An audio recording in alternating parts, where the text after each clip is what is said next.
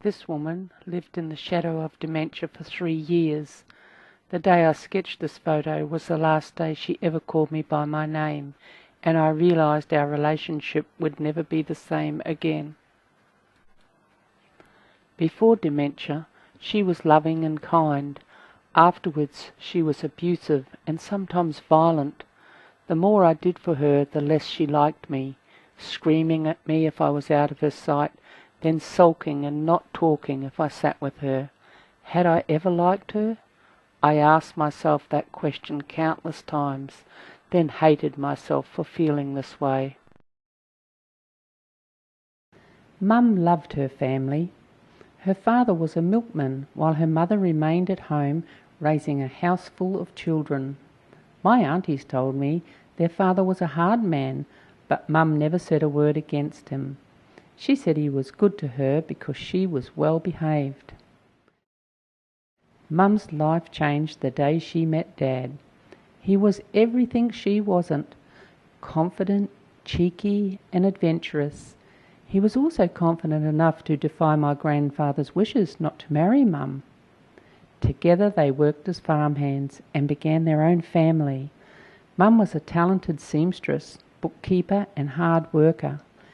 If Dad needed help on the farm, she would be there along with the 5 of us. Mum always made these days fun.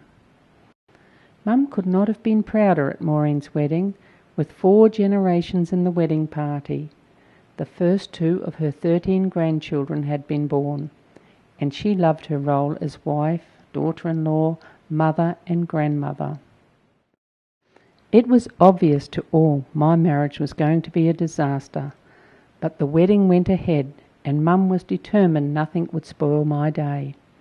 Along with organising the day, she had also taken on the responsibility of raising my son, and she continued to do so until he was a grown man. I know now she was doing her best for me, but sharing my son with her caused us both pain, and I hurt her with my discontent. Dad always took her side. So I decided to leave New Zealand and live in Australia without my boy. It drove a wedge between us, but she never lost contact with me, visiting often, and she wrote me long and supportive letters from New Zealand to Australia. Mum and Dad had reached their 70s and celebrated their golden wedding anniversary. They were content, enjoyed retirement and each other's company. When she could no longer read a pattern in her late 70s, a huge hole was left in her life, and I would often find her looking at balls of wool and knitting needles, confused. Of all the people and places Mum loved to be, it was beside Dad at home. Their retirement home overlooked the sea.